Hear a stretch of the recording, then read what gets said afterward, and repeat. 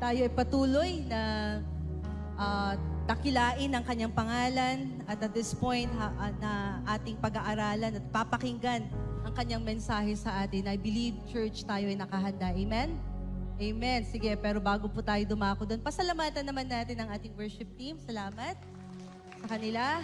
At sa lahat na din ng ating mga volunteers po here in the house, alam nyo, for us to come together as a church at magkaroon tayo ng ganitong atmosphere na nagpupuri sa Panginoon. Kasama na rin po dyan yung atmosphere na kung saan nakikita nyo at nararamdaman nyo na winter sa loob ng New Life. Ramdam nyo ba yan? Ayan, ramdam nyo, nakikita nyo, di ba? So na-imagine nyo, ang lamig, di ba? Di tayo kailangan mag-Japan or kung saan-saan dyan, napakalamig sa loob ng New Life. Sabihin mo sa katabi mo, gising ka ba?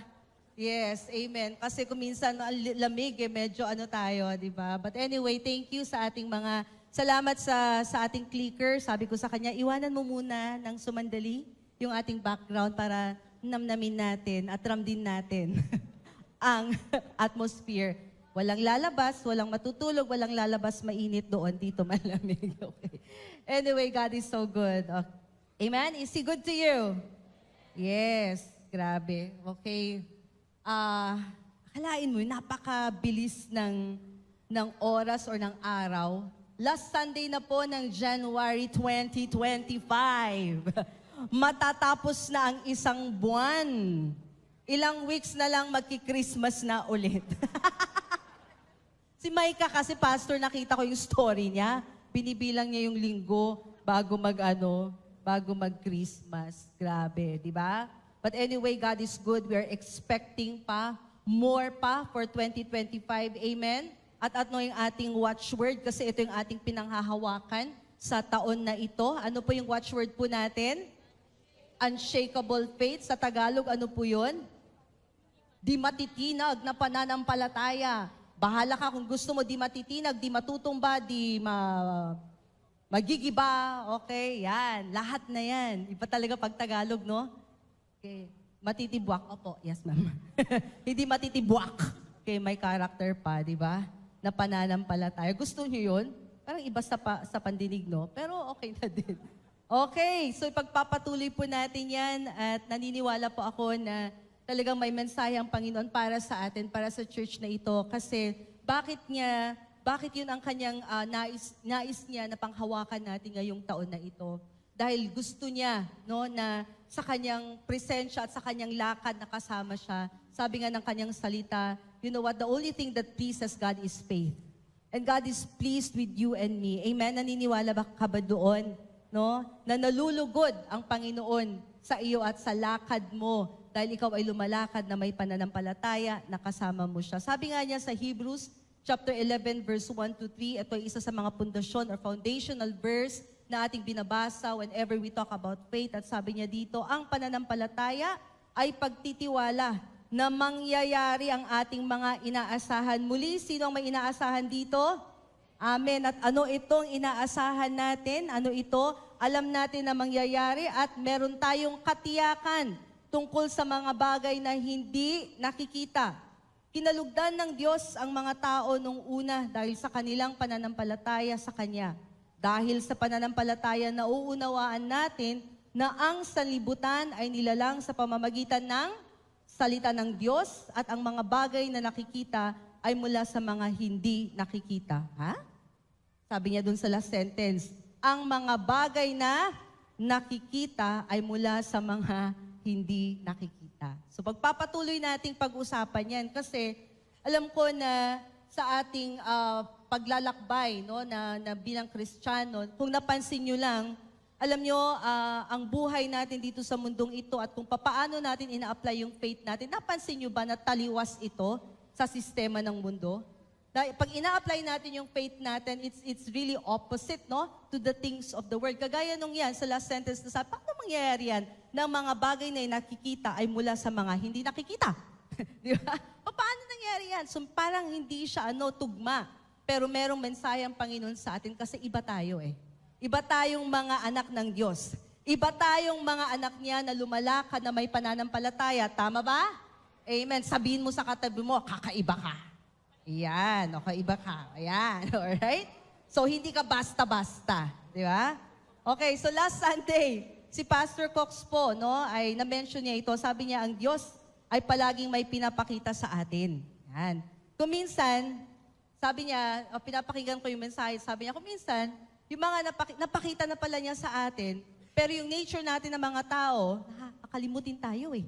Di ba? Makalimutin tayo. Kaya kahit na sinabi na niya or pinakita na niya, nakalimutan natin kung kaya't inuulit niya. Tapos may portion na sinabi niya doon na kaya nilalabas niya tayo sa ating tent para mas ipakita pa niya at ipahayag niya kung ano talaga yung nais niya para sa atin. At may I also say this, kasi maaari na ngayong hapon na ito, may mga bagay akong sasambitin, babangkitin na, uy, narinig ko na yan, paulit-ulit. Bakit? Dahil merong dinidiin ang Panginoon sa atin.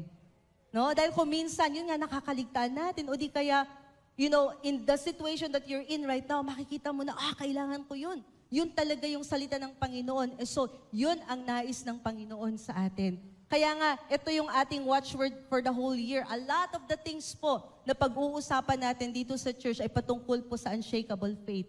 At naniniwala tayo na kailangan natin yan. Yes, it's more than a message. Pero ito yung nais ng Diyos na tayuan natin at lakaran natin ngayong taon na ito. Okay? So therefore, yung ating pong title po ngayon no, ay Katangian ng Pananampalataya. Yan po yung gusto ko pong i-share sa katangian. In English po, characteristic. Tama po?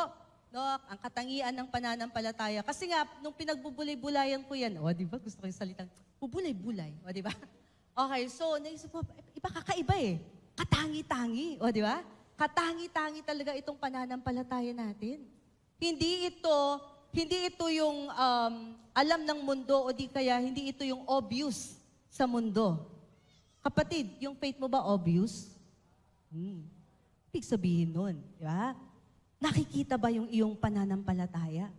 Right? So, yung mga bagay niya. So, gusto ko yung word na yun na characteristic. Now, ngayong araw na ito, hindi ko po sinasabi na i-discuss ko po lahat ng mga characteristics ng faith. Ito po ay portion lamang. In fact, again, may similarities po yun sa narinig nyo last Sunday. At lalo na po sa mensahe ni Pastor Maylene po kaninang umaga. So, maaari din po ninyong pakinggan ang kanyang mensahe. Balikan ninyo sa ating social media posts kasi nandun lamang po yun. At kagaya ng naririnig din natin, sabi nga ni Pastor Jusel, uulitin ko lang ha, one service is not enough. Yan. So, pwedeng balikan ninyo, pakinggan yung mensaheng yun kasi etong mga to may mga similarities. Kaya tinuwik ko rin po itong message na ito para po magkaroon po siya ng same flow po sa mensahe po na na-share na po ni Pastor Maylene kaninang umaga at ni Pastor Cox din po last Sunday. So, muli, eto napansin ko na bilang mga nilalang, bilang mga tao, masyado tayong focused sa natural senses natin. Well, it's true na binigyan tayo ng Panginoon ng ating mga senses. Ano yung alam natin na, yung 5 basic muna. Yung 5 basic natin, yung sense of hearing, sight, smell. Yung iba sa atin medyo, okay, ano pa, sense of touch, and si Tita Baby medyo ginaganyan pa niya. Okay? Yung panlasa, huwag mo kakalimutan yun. Kailangan mo yan sa 5 and 2. Okay? Alright? So, yung mga senses natin. Now, dahil meron tayong physical senses, there's a tendency na masyado tayong nakadepende doon sa senses, which is nothing wrong with that. Pero alam nyo ba na nung tayo ay nagkaroon ng relationship sa Panginoon, binuksan ng Panginoon ang ating mata, at hindi lamang ito yung ang ating physical na mata, at nakita natin na, hindi lang pala ako may physical senses. May mga spiritual senses din pala ako. Bakit? Dahil bilang anak ng Diyos, we are more than a physical being. We recognize na tayo pala ay spiritual beings with spiritual senses. Kaya nga ang ganda dahil noong ating revival week, sino nag-attend ng revival week natin? Kaway-kaway dyan. Tuwang-tuwa ako dun sa mga praise reports natin. Kaninang umaga, tsaka ngayong hapon, nakalagay doon, may mga nag-praise report, nakatanggap ng kanilang sagot sa panalangin habang nasa revival week, di ba? Kaya the next time na i-announce yung revival week, kung ako sa iyo, dadalo talaga ako, right? So, nung revival week po, yun yung direction na binigay ni Pastor Jusel para sa atin. Yun bang, yung senses natin in the spirit. So, yung isa, unang gabi, sabi niya, faith, the seeing, okay? The faith, yung ating yung ating paningin, na mabuksan yung ating spiritual eyes. Pangalawa is, our hearing. Okay? At yung pangatlo naman ay yung ating taste. Hindi po. Yung ating pong words, yung declaration po natin. Di ba? Yung sinasambit ng ating mga bibig. So, yun po yun, no? At again, na-share nga partly ni Pastor Cox yun. So, sa characteristics po ng faith na ating pag-uusapan or katangian ng pananampalataya, nais ko po na, i-tweak yun ng konti. At una po na gusto ko pong i-share sa inyo, tatlong punto lamang po. Unang-una, na meron pala tayong spiritual na tenga, okay? That listens or that hears. Meron tayong spiritual na tenga na nakikinig at patuloy na nakikinig saan? Sa salita. Okay? Yun po yung pagkalalang ng Diyos sa ating spiritual ears. Binigyan tayo ng spiritual ears para makinig at patuloy na makinig sa kanyang salita. At yan pa yung karakteristik po or katangian ng pananampalataya dahil alam natin, narinig natin, pero muli basahin natin. Sabi niya sa Romans 10:17, kaya't ang pananampalataya ay bunga ng pakikinig at ang pakikinig naman ay bunga ng pangangaral tungkol kay Kristo. Sa English, sabi niya, so then faith comes by hearing and hearing by the Word of God. Yung nakinig ka, okay, pero patuloy ka pa ding nakikinig. Tama? At ano yung pinapakinggan mo? Ang salita ng Diyos. At sa Tagalog, sabi din natin, ang salita ng Diyos ay magandang balita. Tama? Magandang balita. So ang tanong ko, kapatid, ano yung pinapakinggan mo? Anong magandang balita ang pinapakinggan natin? Naturally, pag tayo ay nakikinig sa magandang balita, even our physical ears are open. Of course, di ba? Kasi ginagamit ng Panginoon yan yung ating physical ears. And so we listen. When we watch something, pag nanonood tayo meron pa bang nanonood ng balita sa TV dito? O nandun tayo lahat sa social media? But nonetheless, pag napapanood natin yung balita, napapakinggan natin yan sa ating tenga. Tama? Okay, pero ang tanong ko, anong magandang balita ang pinapakinggan natin? Kasi kailangan na yun yung yun yung mangibabaw, no? At ang magandang balita na yan ay nanggagaling sa kanyang salita. Napaka-important, church, na ma-recognize natin yan sa ating buhay, lalo na ngayong taon na ito. I want you to understand, church, you know what? Things will not just happen for you this year if you will not take heed based on what the Word of God, based on what He's speaking to you. Alam niyo yan po yung responsibilidad natin bilang anak ng Diyos. Bakit tayo nagpupunta sa church? Hindi para magpa-check ng attendance. Okay? Hindi po yun. That's a religious reason. Tayo ay nagpupunta sa church para magpuri sa Panginoon, makinig at patuloy na makinig sa salita ng Panginoon. Kaya nga nagno-notes tayo ngayon, tama ba? Kaya nga binubuksan natin ang ating mga Bible. Kung dala mo yung physical Bible, pwedeng itaas mo. Okay, yun, galing. Pwede nating bigyan ng prize ang mga nagdala ng physical Bible. Wow, okay, right? Kung dala mo yung Bible mo sa iyong phone, pwedeng itaas mo yan. Okay, alright. Huwag magkakamali, baka pag nilagay mong ganyan, Facebook pala yung ha? Okay? Yun po yung reason kung bakit tayo ay pumupunta para makinig at patuloy na makinig sa salita ng Panginoon. Amen? At dahil dyan, nabibuild po yung faith natin. Doon ang gagaling Hindi mabibuild ang faith natin, church, kung ang pinapakinggan natin parati ay hindi magandang balita. Hindi nabibuild ang faith natin kung parati tayong nakatuon doon sa mga reels natin di ba? Kaya kung yun na lang ang umuubos sa ating oras, hindi po mabibuild yung faith natin. Tama po ba yun? Amen. So, meron tayong isang kwento na pagtutuunan ng pansin doon sa Bible. At again, maaring narinig mo na ito, pero gusto ko siyang bigyan ng diin ngayong hapon dahil apply natin yung characteristics or katangian ng pananampalataya na ating pag-uusapan. Ito yung kwento ng babae with the issue of blood. Matatagpuan natin sa Mark chapter 5, starting in verse 25. At babasahin natin ang salita ng Panginoon. Amen? Basahin natin at bigyan natin ng, we honor the word of God in this space. So, kwento ito na kung saan, unang-una, bago ako pumunta doon, merong isang lalaki nagngangalang Jairus. Siya po ay isang, a leader, during the time. At pumunta siya kay Jesus dahil meron siyang pangangailangan. Ang pangangailangan niya is that meron siyang anak na 12 years old at kailangan ng anak niyang gumaling na kasi she's suffering at nais ni Jairus na gumaling ang kanyang anak kung kaya't lumapit siya kay Jesus. Sabi niya, Jesus, pumunta ka sa aking bahay. Pagalingin mo yung aking anak dahil batang-bata pa. At naniniwala siya na si Jesus ay tagapagpagaling. Ilan sa atin dito na naniniwala na si Jesus ay tagapagpagaling. Amen. On the way to the house of Jairus, okay, nagkaroon ng, syempre, sabi ng Bible, kung saan man pumunta si Jesus, ang daming tao. Meron siyang naengkwentrong isang babae. At ang dami, there's a crowd around, no? At merong isang babae. So sabi niya dito sa verse 25, kasama rin doon ang isang babaeng 12 taon nang dinudugo.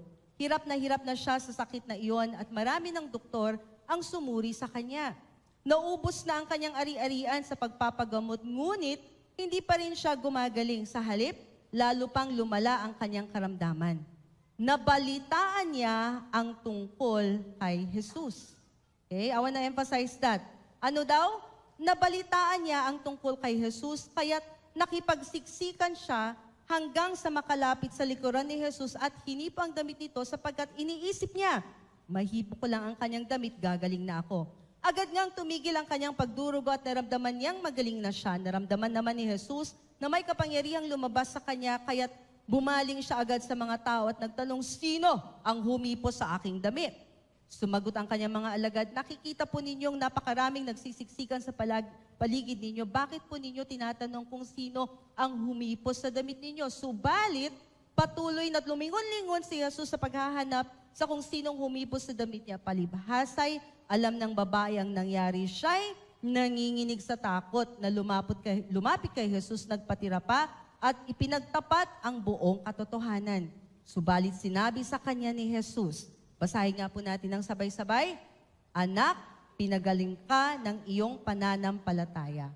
Umuwi ka na at ipanatag mo ang iyong kalooban, ikaw ay magaling na. Napakagandang kwento, ano po? Ang ganda-ganda ng story.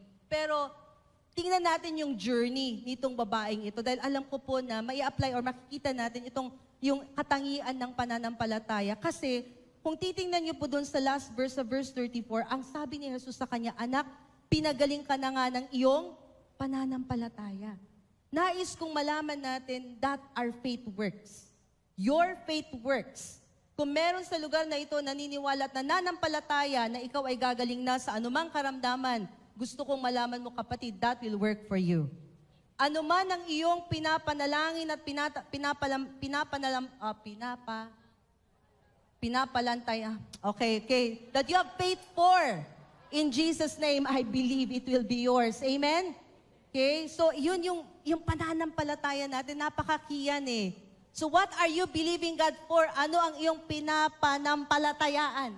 Amen. Praise God. Alright? Okay? So, tingnan natin. No, verse 27 sa New King James Version sa English, sabi niya dito, when she heard about Jesus, she came behind him in the crowd and touched his garment. Natural, isang sentence lang yan. Pero kailangan tingnan natin, paano nangyari yun? I can just imagine this woman. 12 years na ito yung kanyang sakit. Tandaan ninyo ha, nung mga panahon na iyon, ang mga babae na merong ganong karamdaman or merong ganong sakit ay outcast. Outcast, malis ka dyan. Okay? Outcast po sila sa society. Bawal po silang makihalubilo. Gets niyo po? So this woman is an outcast. A lot of times, nagtatago siya. Pero, may narinig siya. Napaka-desperate ng kanyang situation kasi nabasa natin, siya nagpunta sa iba't ibang doktor, pero sabi noon, imbes na siya gumaling siya, ang karamdaman niya ay lumala pa. Medyo parang familiar sa ibang cases, no?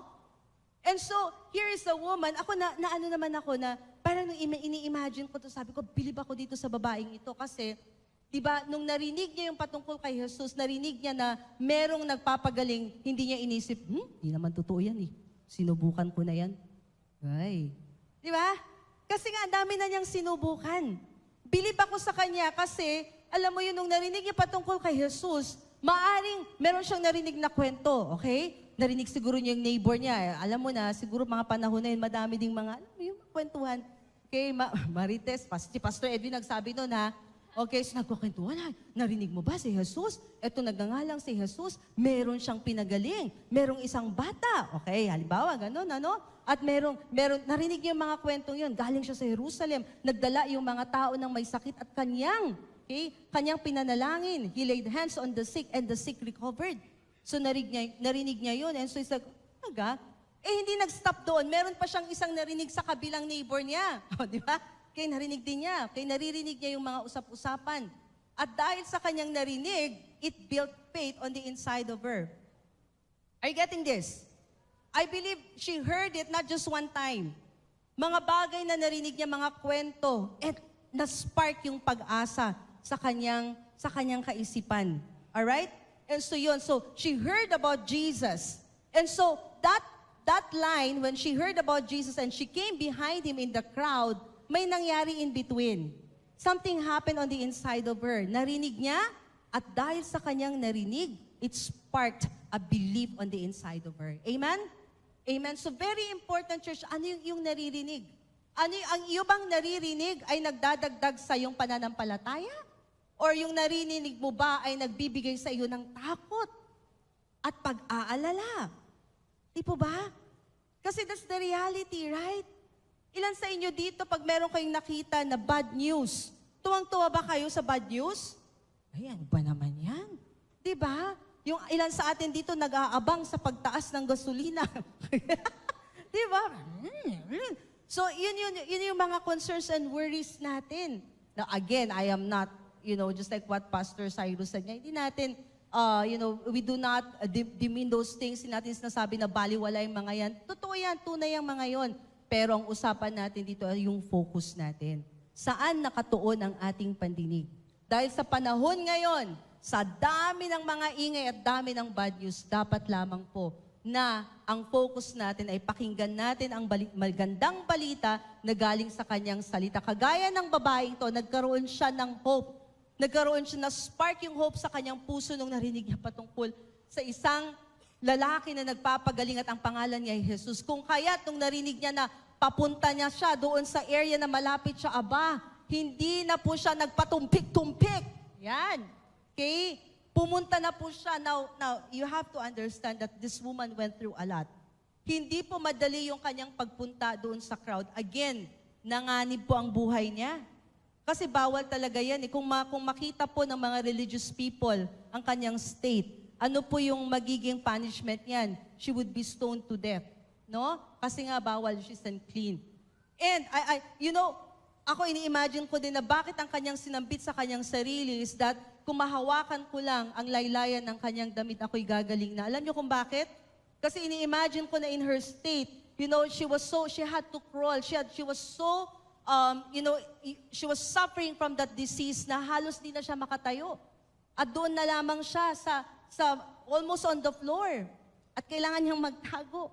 Pero kahit ganun pa man, nagpursigi pa din siya dahil ang sabi niya, mahawakan ko kahit laylayan, gagaling ako. Yun yung point of contact niya, yun yung point of contact ng faith niya. Amen? And so we saw the story, nakita natin na tinanggap niya ang kanyang kagalingan. Pero saan nagsimula lahat yan? Nagsimula sa kanyang narinig patungkol kay Jesus. Amen? Napakalakas ng impact ng mga balita na pinapakinggan natin. Again, sa pang-araw-araw, ano ang pinapakinggan mo, kapatid? This woman heard about Jesus. It caused faith to rise up from within her. She heard the stories of healings. And nagkaroon siya ng imagination, na picture niya yung kanyang sarili. Pwede akong gumaling. Ito na yun.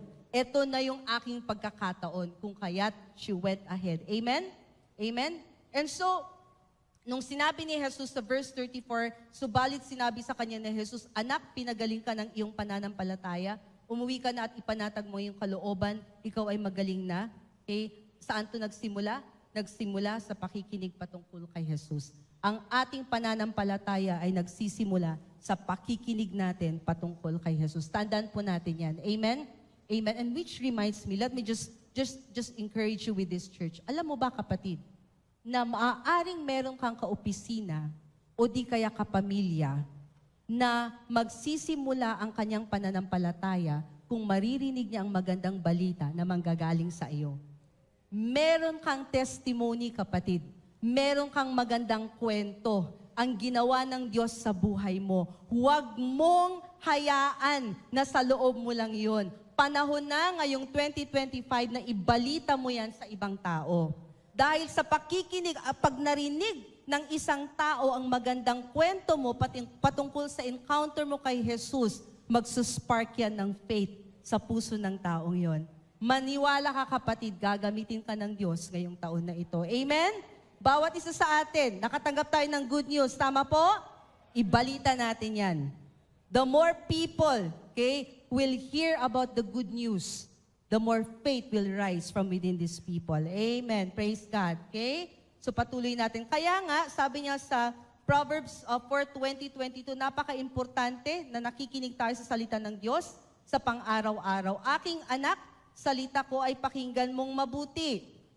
Pakinig mo, ang ating ears, ang ating tenga, ay ikiling sa aking sinasabi. Amen? Huwag itong pabayaang mawala sa paningin, sa puso mo ay iukit ng mabuti at malalim. Pagkat itong kaalaman ay daan ng buhay, nagbibigay kalusugat kagalingan ng katawan. Grabe, no?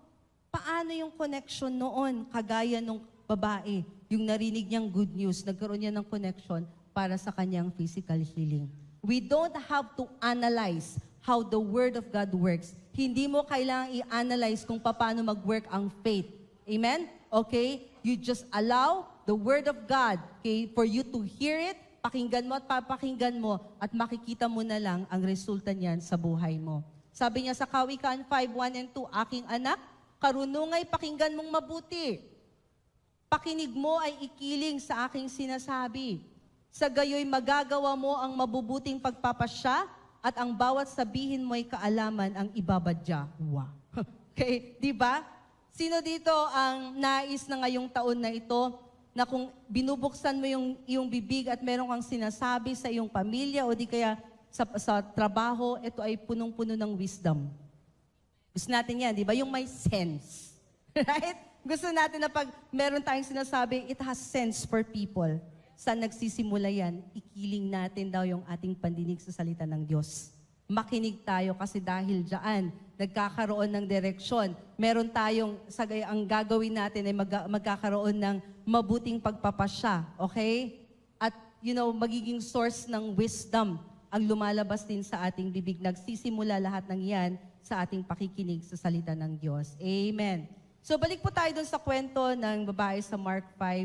Makikita natin dito na pagkatapos niyang marinig, again, let's imagine, yung patungkol kay Jesus, anong ginawa niya? Siyempre, nakita natin na we saw that in the story, she went, right? Pumunta siya kung nasaan si Jesus. Pero, I would want to picture this, na nung nirinig niya yung salita ng Diyos, all of a sudden, it created a picture. Sabi niyo nga picture. Nag-create ng picture sa kanyang kaisipan. Nag-create ng imahe. All of a sudden, nakita niyo yung sarili niya from that state na halos nasa, alam mo dahil sa mahirap na siya, halos nakukuba na siya dahil sa kanyang sakit, biglang nakita niyo yung sarili niya na magaling na.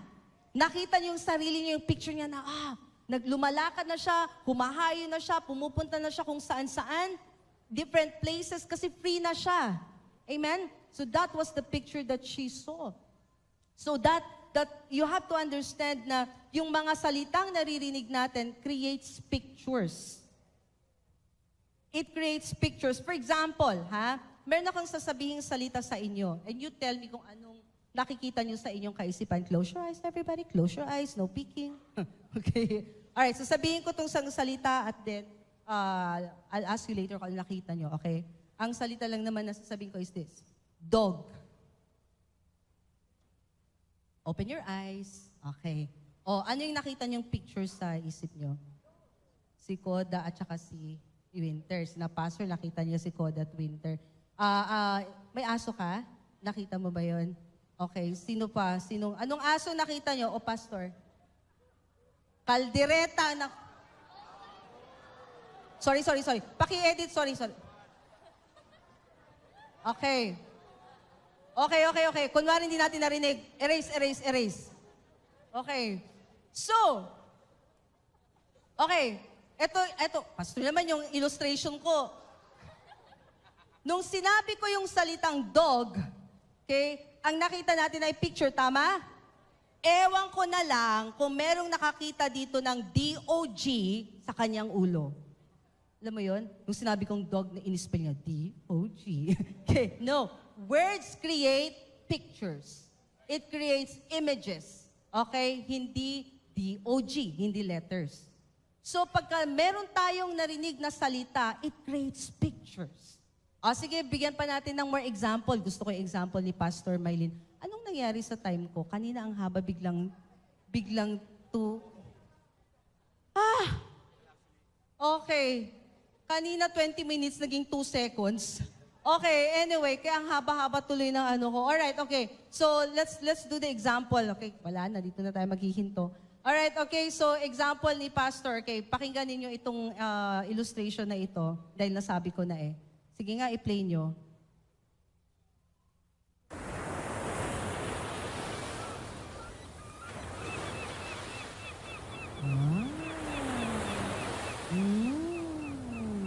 Okay, ano yung na-imagine ninyo? Okay, di ba? Tapos, di ba, parang, wow, sarap. Lalo tayong inantok, no? Okay, so bakasyon. Yan. Okay, next.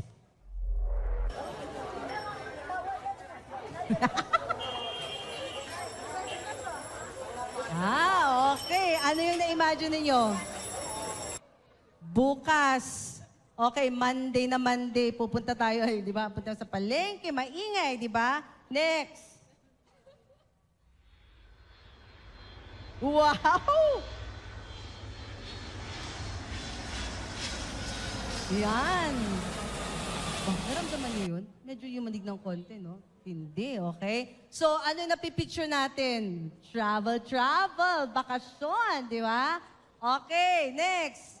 Sarap, dito na lang tayo. Mag-imagine na lang tayo.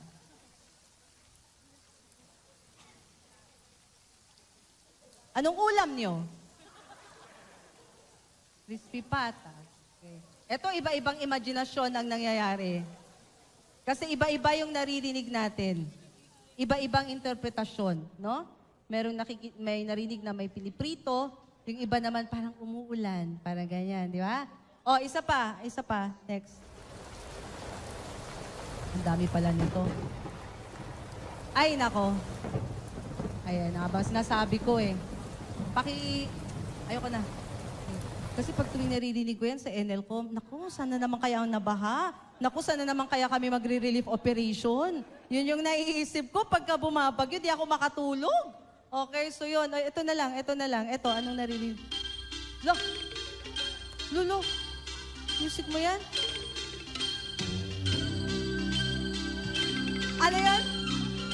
Hindi, mali. Ikaw.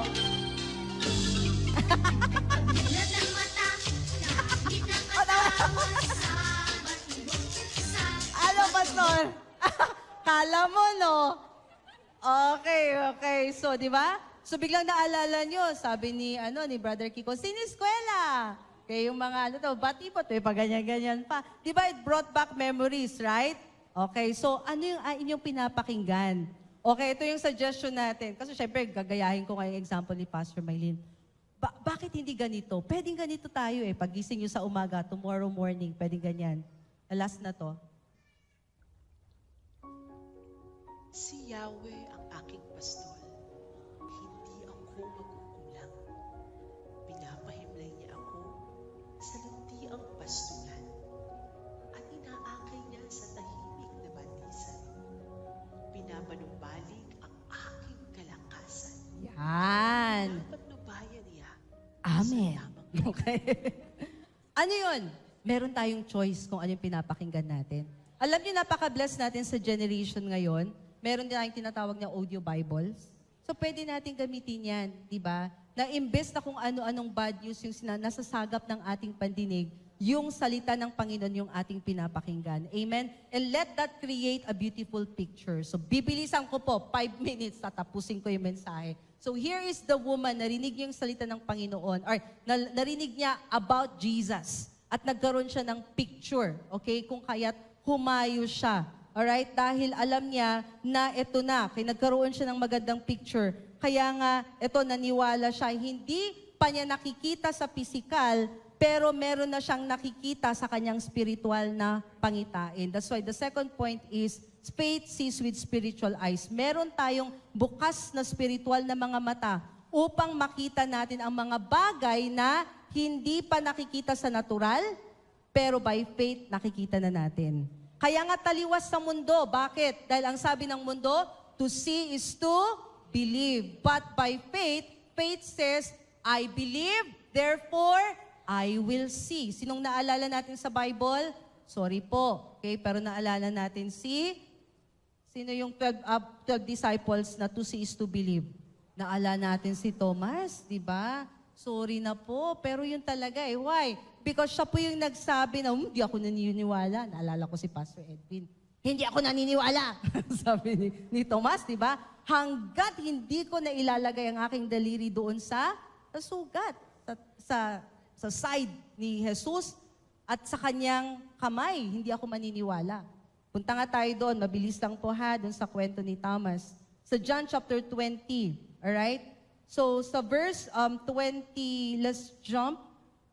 Okay, I'm not sure kung saang verse ito. Sundan nyo na lang po ito. No? So eto na, nagpakita na si Jesus at sabi ni Jesus kay Thomas, sinabi niya kay Thomas, tingnan mo ang aking mga kamay, ilagay mo ang iyong kamay sa aking tagiliran at huwag ka nang mag-alinlangan pa. Sa halip ay maniwala ka. Sumagot si Thomas, Panginoon ko at Diyos ko. Sinabi sa kanya ni Jesus, naniniwala ka na ba dahil nakita mo ako? Ito yon, verse 29. Mapalad ang mga naniniwala kahit hindi pa nila ako nakita. Tayo yon, church. Tayo yung blessed. Kasi naniwala tayo bago pa natin nakita. Yun yung pananampalataya. Amen? And so let that be a picture in your head. Sa tuwing naririnig mo ang salita ng Panginoon at meron kang pinapaniwalaang isang bagay, hindi mo man to nakikita in the natural, pero paniwalaan mo pa din na mapapasa iyo. Dahil because of that, tinatawag ka ng Panginoon na blessed. Amen? Hindi mo pa nakikita in the natural, but in the spirit, nakikita mo, pagganahin mo ang iyong pananampalataya, kapatid. I am telling you, this year, God will give you a lot of opportunities para mabuksan niya ang iyong spiritual eyes para makita mo ang mga bagay-bagay na nais niyang makita mo ngayong taon na ito. Do you believe that? Okay. Alam mo, dito lang sa lupa natin gagamitin ang ating faith. Hindi mo dadalhin yan sa langit. Dahil sa langit, kita mo na ang lahat. No? Pero dito sa lupa, ang mga bagay na hindi pa natin nakikita, dyan natin i-apply yung faith natin. So habang nandito tayo, okay, i-apply natin ang ating pananampalataya. So let this be our prayer this year. Mga awit, Psalms 119 verse 18, I pray na this is gonna be something that we will desire every day. Idilat mo ang aking mga mata upang ako'y makakita ng kagilagilalas na mga bagay sa iyong kautusan. Wow! Okay, let that be your prayer na, Lord, every time I open your word, makakakita ko ng kagilagilalas na mga bagay sa iyong kautusan. Una, sa kanyang kautusan. You've got to see it in His Word first. Are you getting this? Kailangan makita natin sa kanyang salita. Dahil pagka nakita natin sa kanyang salita, then our spiritual eyes gets open and then we will see it in the natural as we keep believing. Amen. So saan daw? Sa kanyang kautusan. Tingnan natin yan, mabuksan ang ating spiritual eyes. Then, that will cause us to believe. Again, we start by hearing it, just like the woman, narinig niya, okay? At kanyang nakita, nagkaroon siya ng picture sa kanyang kaisipan. And lastly po, this is just what I want to emphasize before we end. Again, for the woman, anong ginawa niya? Meron siyang ginawa Meron siyang aktong ginawa na hindi natin pwedeng ma-miss. Sabi po niya sa Matthew 9:21 from the AMPC sa English version, ito yung ginawa ng babae. For she kept saying to herself, if I only touch His garment, I shall be restored to health. Boy, let that be. I pray you catch that. Kung tatagalugin po natin itong version na ito, sabi po dito, at patuloy or paulit-ulit niyang sinabi sa kanyang sarili, mahawakan ko lang ang laylayan ng kanyang damit, ako ay gagaling na. Paulit-ulit niyang sinabi sa kanyang sarili. Narinig niya patungkol kay Jesus na siya'y magpapagaling. Nagkaroon siya ng picture na siya'y gagaling niya at kanyang sinambit at paulit-ulit niyang sinabi sa kanyang sarili. Ano ang mga bagay na inuulit-ulit mong sinasabi sa iyong sarili hanggang sa makita mo na ito'y maging katotohanan sa iyong buhay? Amen? That's the third point po, mga kapatid. Ano yung declarations natin ngayong taon na ito? Bakit? Dahil ang katangian po ng pananampalataya, ito'y mga bagay na kung ano yung narinig at yung nakita, sambitin ng iyong bibig. Kahit paulit-ulit pa yan hanggat makita mo sa iyong harapan. Amen? Amen. I pray that you got something today, this afternoon, at yan po ang nais ng Diyos para po sa atin. Sabi nga niya sa Romans 10:8-10, English version po, but what does it say? The word is near you, in your mouth and in your heart. That is the word of faith which we preach. Because if you acknowledge and confess with your mouth that Jesus is Lord, maniwala ka sa iyong puso that God raised Him from the dead, you will be saved. Bago po tayo magtapos, may I ask everyone to close their eyes and bow their heads. Kung narito ka sa lugar na ito at hindi ka pa sigurado sa iyong salvation, nais kong bigyan ka ng pagkakataon na tanggapin si Jesus bilang Diyos at tagapagligtas. Yung binasa ko pong last verse, sabi niya, the word is in your mouth, it's near you, it's in your mouth. Ang ating pong declaration, ginagamit ng Panginoon ng ating physical mouth to declare. Yes, we have spiritual eyes, we have spiritual ears, pero meron din po tayong physical mouth to declare. And so kung ikaw yan, kapatid, nais mong tanggapin si Jesus bilang Diyos at tagapagligtas, hindi lang pala sapat na maniwala ka sa iyong puso. Kailangan din palang sampitin ng iyong bibig na pinapaniwalaan mo si Jesus bilang Diyos at tagapagligtas. Maaari bang itaas mo iyong kamay? Kung hindi po ba natanggap si Jesus bilang Diyos at tagapagligtas, let's pray, or even those who are online, I see some hands. Lahat tayo, church, samahan po natin ang ating mga kapatid. We'll pray this for the first time. Sabihin natin, Panginoong Diyos, maraming salamat po sa iyong pag-ibig sa akin. Binigay mo ang iyong anak na si Jesus, namatay siya, ngunit sa ikatlong araw, nabuhay muli para bigyan ako ng buhay, buhay na walang hanggan. Tinatanggap ko si Jesus bilang Diyos at tagapagligtas ng aking buhay. Salamat, Panginoon. I am saved. In Jesus' name.